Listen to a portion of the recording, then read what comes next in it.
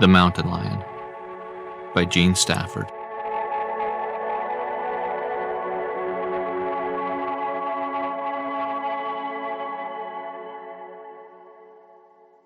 Chapter 2. At 5, the children were sitting in a straight row on the railing of the porch like cats on a fence. There was a temporary truce between the two older and the two younger, but they were not friendly enough to talk. Although Leah and Rachel for a week had groaned to think of the arrival of that old hobo, they were as greedy as ever for the presents which he would take out of the rank, gray bundles in his grip. When finally they heard the car slow down at the opening of the driveway, all 4 of them began to giggle aimlessly and to pound their heels against the uprights of the railing. They did not move until he was actually on the porch, watching his descent from the car spellbound. He was a big old man, stoop-shouldered and bow-legged. He looked like a massive, slow-footed bear as he heaved himself out of the car, which seemed dwarfed, just as Miguel, that long, lithe man, seemed small and somehow womanly. Grandpa stood for a moment with his legs wide apart, looking around the yard, glancing at the house and the garden, as if to make sure that he had come to the right place. And then he took his grip from Miguel and came stomping up the path, peering at the children over his spectacles. As he passed a clump of turquoise berry, he tapped a sprig lightly with his shillelagh, and Ralph, tense with excitement, wondered why, and then wondered why he had wondered. Why had he suddenly begun to notice all these pointless little things? Then, when Grandpa was actually on the porch and was setting down his bag, the boy observed nothing more and abandoned himself to the joy of shaking the strong, toughened hand. It was inconceivable that Mr. Kenyon had ever kissed anyone. Ralph was always the last to greet him, and Grandpa always said, "Well, sir, I'm here again." It was true that if one of the girls had been the last to shake his hand, he still would have said "sir," but Ralph, in establishing this right, felt personally, privately addressed, man to man. He pushed his black hat back on his forehead, and they could see the sweat running down to his whiskery eyebrows.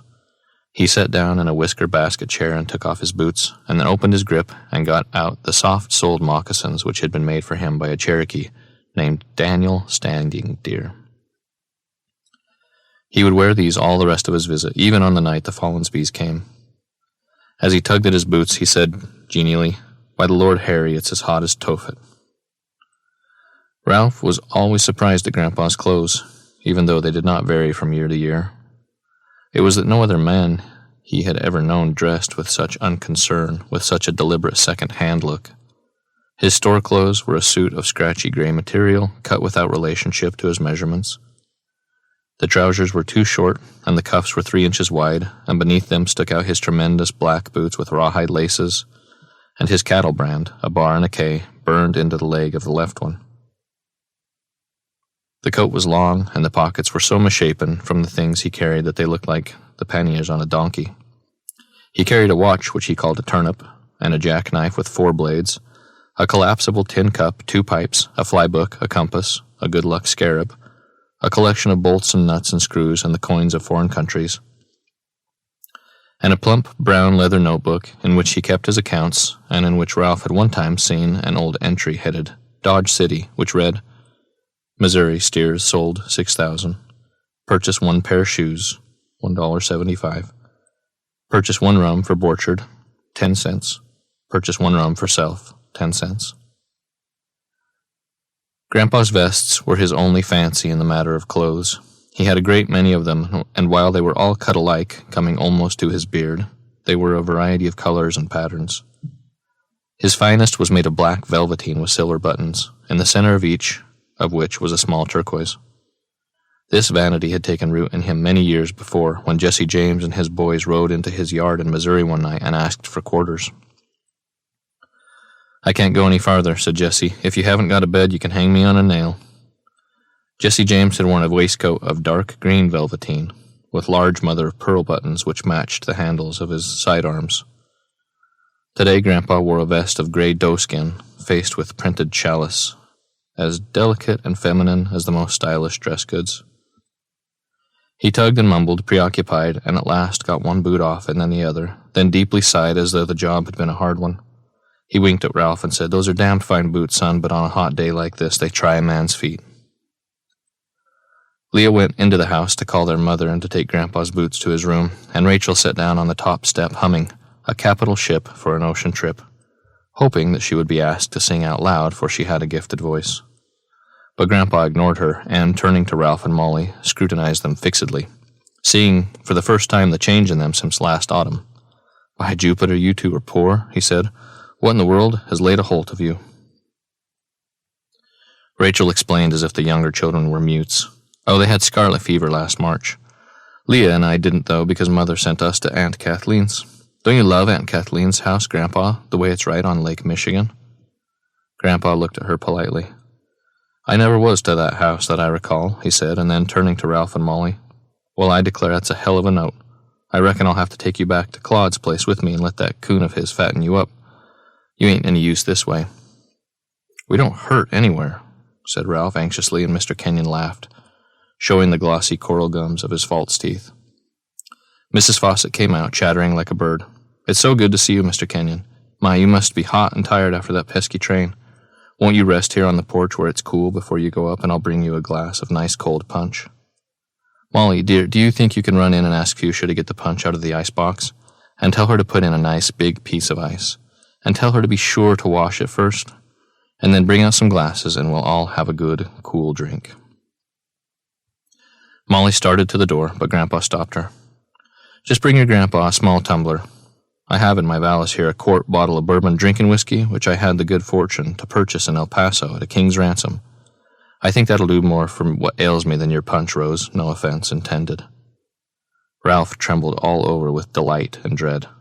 Once he had seen a bottle of dark red wine on a shelf in Miguel's house, but he had never seen whiskey, nor had he ever seen anyone drink. Mrs. Fawcett bit her lip and flushed.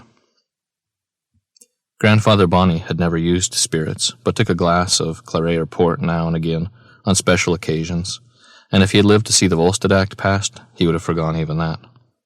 "Just as you like, Mr. Kenyon," she said, her cheeks still bright and her eyes blinking with indignation. "I only thought you would like something cool. In that case, perhaps we'd better go inside." "Why?" demanded Ralph.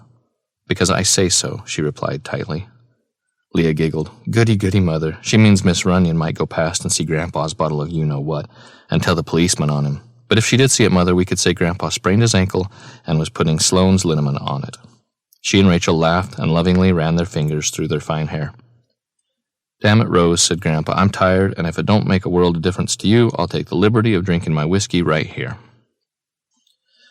Mrs. Fawcett took her defeat in silence, but it was clear that she thought this beginning indicated an even more trying visit than usual. She rolled down the bamboo screen on the south side of the house so that the Freudenbergs, who went right on making beer in spite of the new law, would not see Mr. Kenyon's bottle and wrongly think she had given her approval, or even worse, that she was sharing it with him. She said brightly, "Now tell me all your news, Mr. Kenyon. I'm on pins and needles to hear about everyone back home. I was just saying to Fuchsia that good as her duck smelled, what I really was hungry for was news."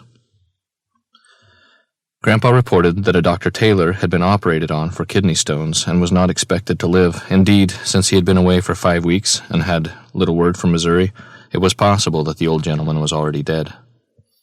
Mrs. Fawcett said, "You remember Dr. Taylor, don't you, girls? He and Mrs. Taylor gave us those nice little salt spoons you like so much. Isn't it too bad he's not well?" Leah and Rachel were moved, and Rachel said, "Poor Mrs. Taylor. When you write her, Mother, will you give her my love and tell her I keep my best hankies in the darling case she sent me?" Ralph, sitting on the arm of Grandpa Kenyon's chair, hesitated a moment and then plunged. "Ain't Dr. Taylor the one you told me was crooked as a dog's hind leg?" "Ralph," cried Leah, "you awful little Hun, and you said ain't, too."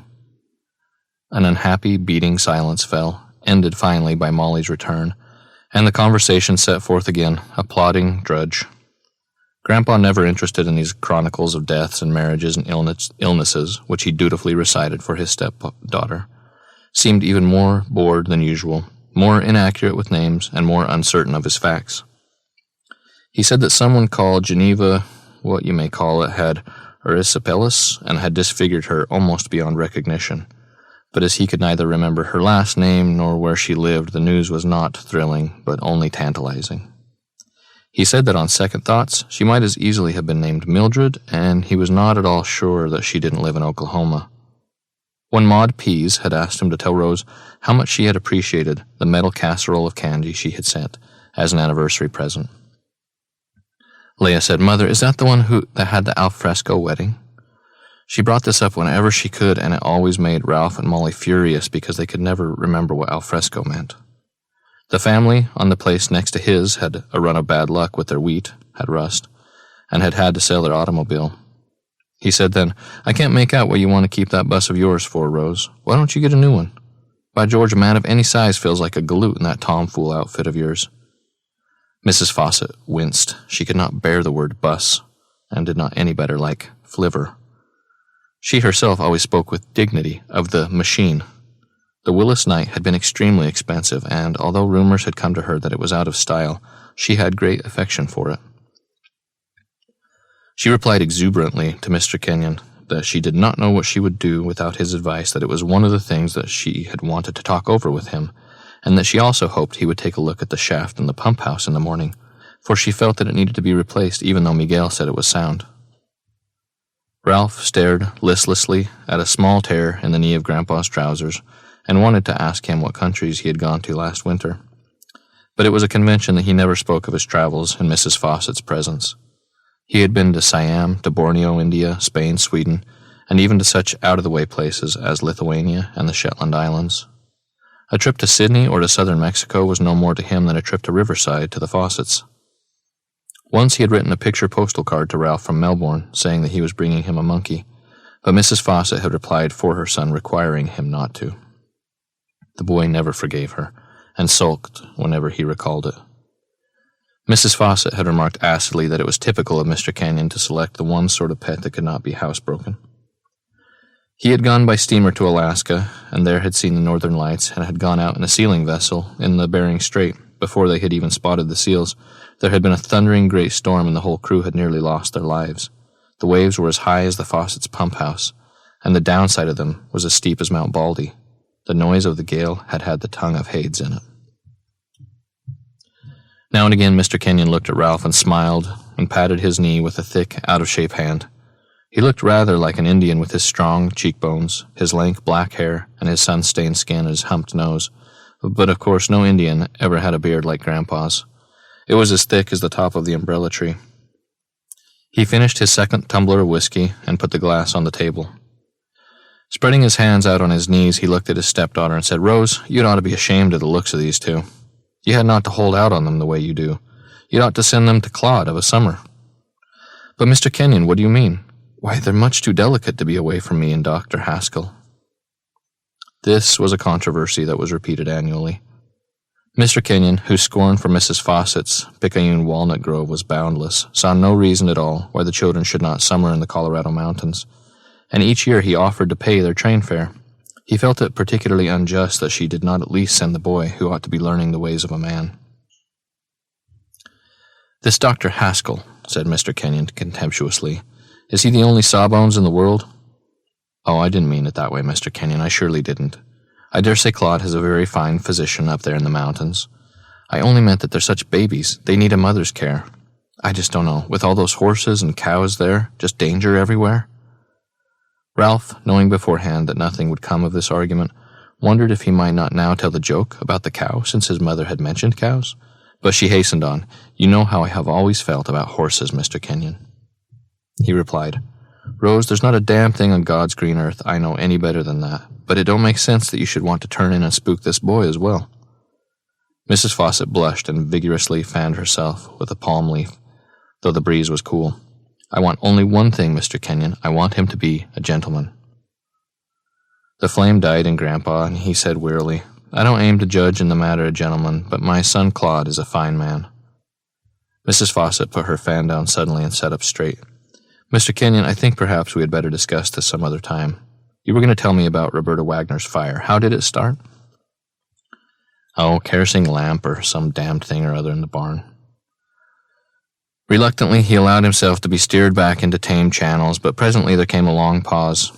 He could think of no more facts, and Mrs. Fawcett was out of questions. They were all so bored.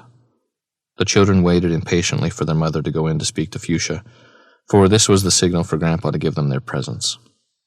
But because she revered custom, she would not move until it was really necessary. She did not want the dirty, tippling old roughneck to think he was not welcome, not even when she was so angry with him that she could cry. Grandpa filled his glass for the third time.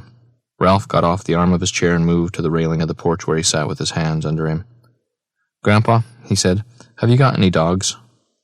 The old man put his glass down on the round wicker table while he corked the bottle. Then, without warning, his head fell forward on his chest, his hat slid off and lay, crown upward, on the floor, and the bottle rolled unbroken to the railing, directly under Ralph's feet. His hands relaxed and lay over the arm of the chair. His breath came unevenly and deeply, like wind, through his loosely opened lips, and his eyes appeared quite blind, though they were open. There was a moment of quiet so long and so pure that it seemed like an hour of dreamless sleep, and Ralph was again reminded of the scarlet fever days when the neat, still hours had been in a row like boxes.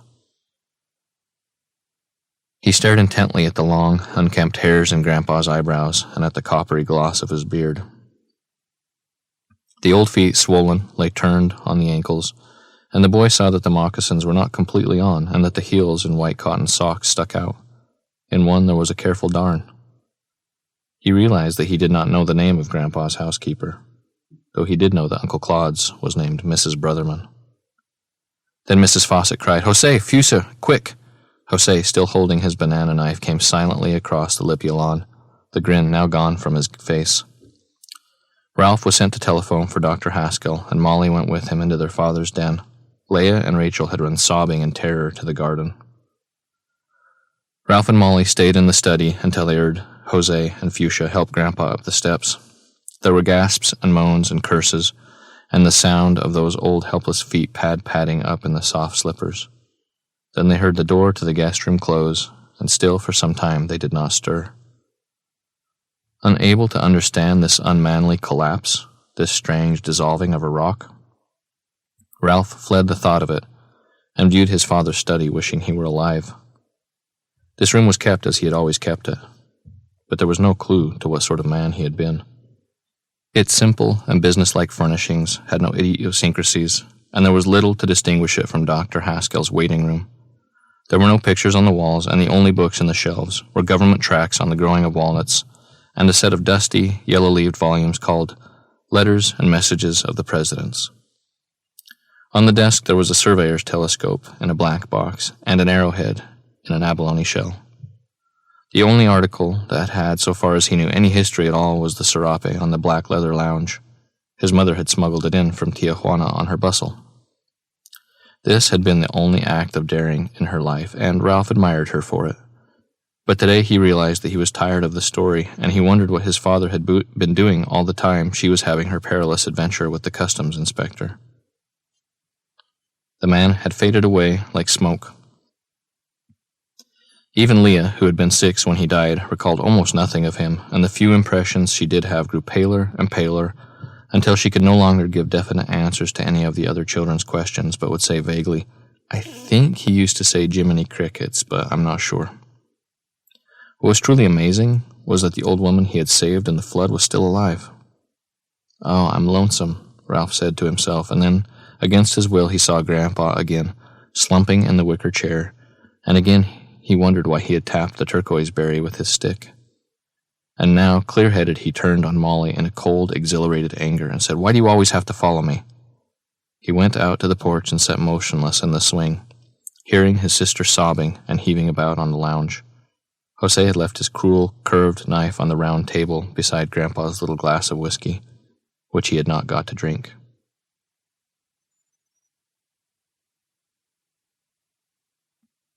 It was the last time they saw Grandpa Kenyon until, 5 days later, he was brought down to the parlor, dead, where he waited 2 more days until Uncle Claude came to bury him. The children did not go to school for the 3 days between Grandpa's death and the funeral. Mrs. Fawcett felt that this was a necessary gesture of respect to the dead man, but it was an unhappy time for the children. Leah and Rachel sorted and arranged their free samples and quarreled with one another, saying, "Move over! What do you think I am, anyway?" And Ralph and Molly roamed silently from room to room, trying to think of something to do. "Why don't you settle down with a book?" said their mother. They talked dispiritedly in Pig Latin about Molly's poem, which Ralph still could not understand. The house was quiet and dark, and the Mexicans in the grove were afraid to raise their voices above a whisper. All that time Fuchsia was canning and making piccalilli, and the whole house smelled deliciously of mace and dill, and yet it could not obscure the fragrance of all the flowers that lay in the parlor with Grandpa. Ralph was acutely conscious of all the smells, and he was able at last to name what it was that had been so distinct in the odor that clung to the old man. He had smelled like a raisin. Mr. Follansby came twice in the evening to call. The second time he left a leather-bound book of solemn aphorisms called Some Starbeams of Solace, which Mrs. Fawcett read frequently with moist eyes. In his sermon at the funeral, the pastor spoke of Grandpa as a man whose many interests and travels destined him for an active rather than a contemplative life. But since it took all kinds to make the world, there was no reason to suppose that the Lord would look on him with disfavor. Among men, too, he said, there are the Marthas as well as the Marys. By way of gratitude, Mrs. Fawcett, enriched by her stepfather's will, subscribed $1,000 towards a central heating unit for the church. She would have liked to have a stained glass window put in his memory, but she was by no means certain that Mr. Kenyon had believed in God.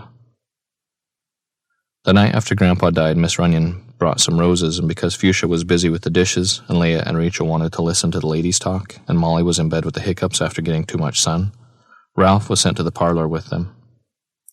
Only one lamp was burning, the smallest one of all.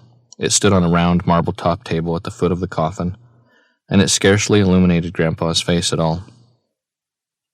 Although there seemed to be no opening in the room, the flame was unsteady, and shifted behind the thin china shade with its design of tulips against a pale green ground. There were flowers everywhere, brought by all the neighbors, not in tribute to Mr. Kenyon, since none of them had known him, but in sympathy with Mrs. Fawcett, in whose house this had unreasonably happened. It had been one of his orders repeated throughout his lifetime that he be buried wherever he died, for he had no use for pomp, and thought that the transportation of a corpse from one part of the world to another was a wasteful of money and of time. Mrs. Fawcett would gladly have accompanied the casket back to Missouri or even to England, and her first telegram to Claude had said so, but he wired back, "Must bury him like he said." Ralph tried not to look at the body, which, even though it had shrunk in death, made everything else look small, as if the importance of its metamorphosis had taken on a physical dimension. He put the vase of roses down on the library table where the Bible lay open, and as he did so, a petal fell off onto the finely printed page. Simultaneously, the tip of a spray of a fern in a tall vase of carnations brushed against his cheek, startling him with its subtle touch. He turned quickly, as if he had been spoken to, and looked full into the dead man's face. He now could see the big, hooked nose jutting up and casting a shadow of itself on the satin pillow, and could see the dead white, wrinkled eyelids under the ragged brows. Someone had brushed his beard, and his square, corrugated fingernails had been cleaned. Ralph put the palm of his hand on Grandpa's cold cheek, feeling the formation of the bones. He was neither afraid nor disgusted. The skin under his fingers was as smooth and as meaningless as the fallen rose petal. But then, when he had taken away his hand and had stepped back, he was frightened exactly as he had been frightened last summer when he went onto a submarine in San Diego with Uncle Ernest, and he had looked through a periscope. It was so far, what you looked at, and so watery and so strange.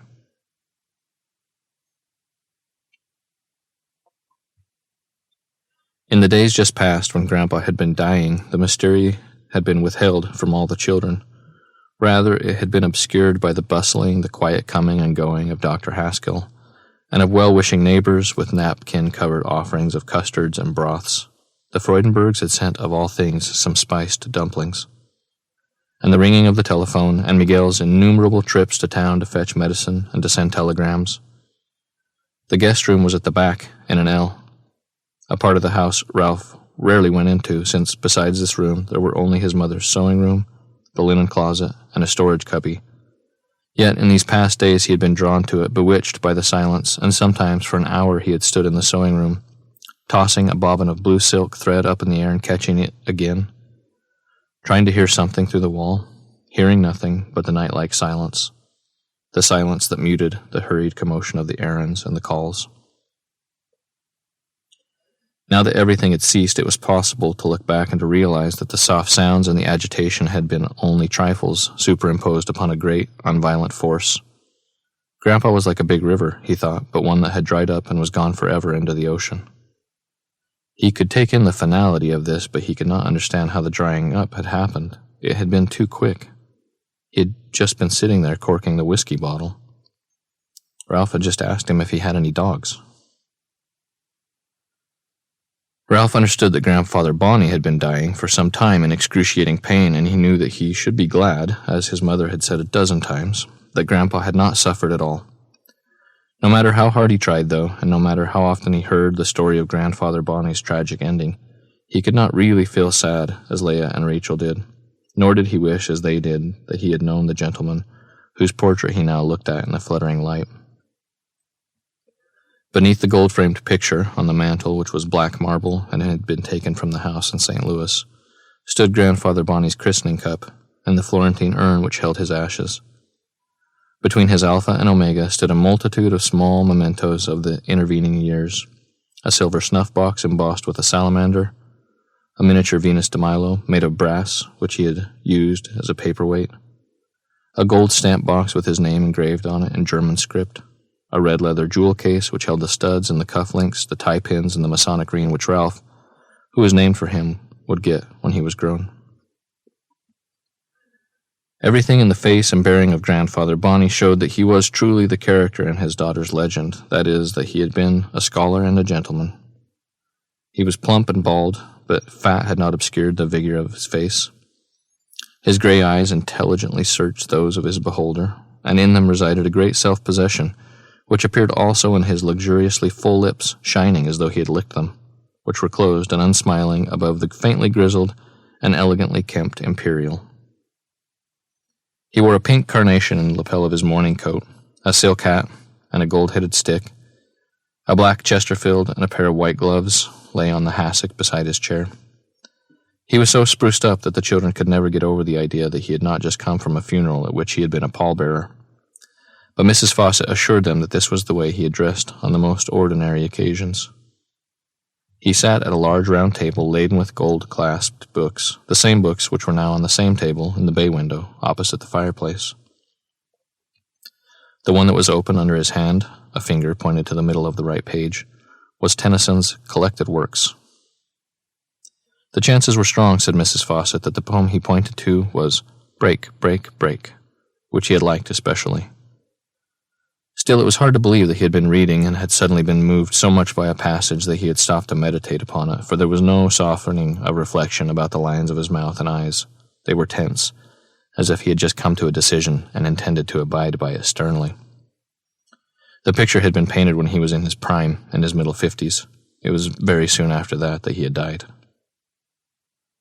Leah and Rachel and Ralph and Molly could not remember a time when they had not known that Grandfather Bonnie had personally met Grover Cleveland at the Democratic Convention in 1888.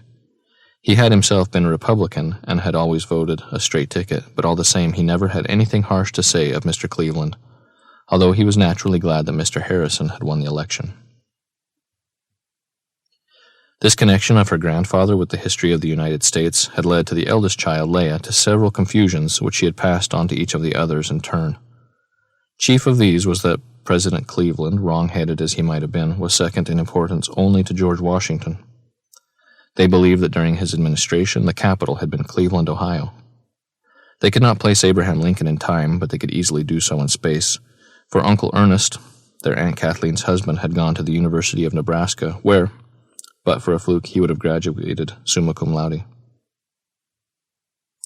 Furthermore, because in the delirium of his last illness, Grandfather Bonnie had several times spoken of his meeting with Cleveland, they associated with the president with blood poisoning and with profuse perspiration, and Molly never could hear his name without immediately seeing in her mind's eye a brown custard cup, in which her mother had burned sugar to dispel the fever of the sick room. Similarly, they linked Tennyson with their grandfather, for his last articulate words, spoken to Aunt Kathleen as she was arranging his pillows, were, "It's no use, Kate. I am at the crossing of the bar." Each of the children envisioned this trinity, the poet, the president, and the grandfather, in a different way. Ralph saw them fat, hatless, wearing morning coats, walking abreast along an endless beach, eternally nearing a sandbar. Leia saw them sitting at a round table drinking coffee out of mustache cups, while in the distance a band played, "When You and I Were Young, Maggie." Through Rachel's mind they marched in single file down the central aisle of the First Presbyterian Church, with such calm and ceremony that they made Mr. Follansbee seem remarkably rustic. Molly, who was often ill, saw them lying all three in one enormous bed, with the moon like a jack-o'-lantern shining in on their big rosy faces through a dormer window. Ralph, glancing from Grandpa Kenyon's dead face to Grandfather Bonnie's living one, felt lonely and beset, knowing with unwilling shame that he should mourn them equally because, in a sense, he really knew Grandfather Bonnie better than he had ever known his successor. For example, he knew all about his grandfather's fox terrier, who had been named Lilio Lukilani and had been as sharp as a tick. She could pray, and she could jump through a hoop, and she knew commands both in English and in German. Ralph could see the man as clearly as he could call up the image of Mr. Follansbee. What a sport he had been, how full of jokes and pranks. He had always been the merriest one of all at skating parties. To tease the girls, he once wore a fascinator to a skating party. And at wiener roasts, at formal balls and informal Sunday evening chafing dish suppers. He had had gallant matters with the ladies, preserving such customs as kissing their hands and paying them compliments, which always contained a word or two of French. What young lady did not delight in having him say to her, "Mademoiselle's frock is truly distinguée"? Besides being chivalrous, he could play tricks that were a scream, and afterward he would say, "Forgive me, ladies and gentlemen, but I felt an uncontrollable desire to tickle my risibles." Once he had put burnt cork all over his face and had pretended to be a darky, and his imitation was so good that everyone had been taken in for at least 5 minutes.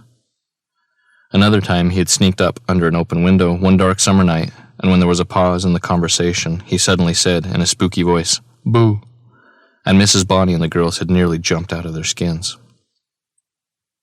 At breakfast he would ask a visitor if she wanted onions in her cocoa, and he would say it with such a straight face she wouldn't know what to answer.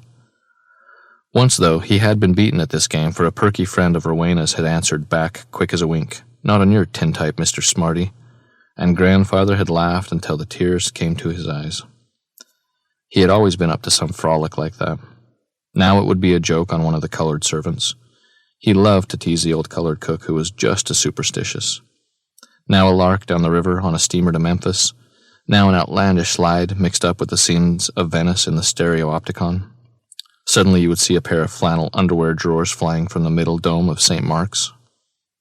He used to say that one is only as old as one feels, and he never felt old, not even at the last of his life.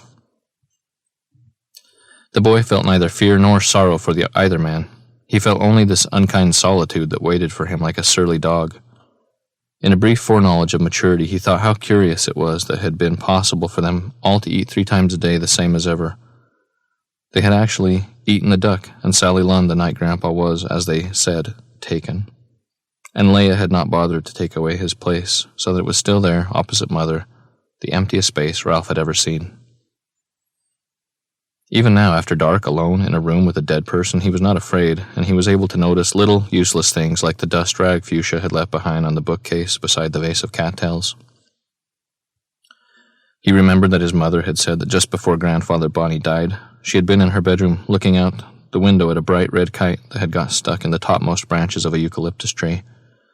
And when Kathleen came in to say, "He is going, Rose," she had, even as she hurried along the passage, said to herself, "I wonder if that kite belongs to one of the Van Berskik children." The ladies in the dining room were talking. He could not hear what they said, but he could imagine the shape of their mouths and the kind of thing they would be repeating over and over again, in the strange belief all grown-ups seemed to have that no one heard them the first time. His mother would explain with pressing urgency why Mr. Kenyon was to be buried in the Covina cemetery, although he had only come here for short visits. Miss Runyon, boisterous and inquisitive, would be inquiring about Uncle Claude, who was coming tomorrow. His mother would be apologizing for her half-brother, just as she had always apologized for her stepfather. At some point she would say, "First my father, then my husband, and now Mr. Kenyon. But I have my son." Someone was at the door, and he trembled violently. If one of these women came in, he thought he would throw himself on Grandpa's dead white face and die. But it was only Molly, slinking in like a little ailing cat, snuffling and coming toward him with her hands outstretched as if she were blind. There was a sour smell about her, and he knew she must have been sick, as she generally was when she had hiccups. "I'm scared," she said, taking his hand. "I don't want him to be dead, Ralph. I don't want him to be." They lay down on the floor beside the coffin, sobbing in each other's arms, but making scarcely any noise, lest the ladies and their sisters hear them.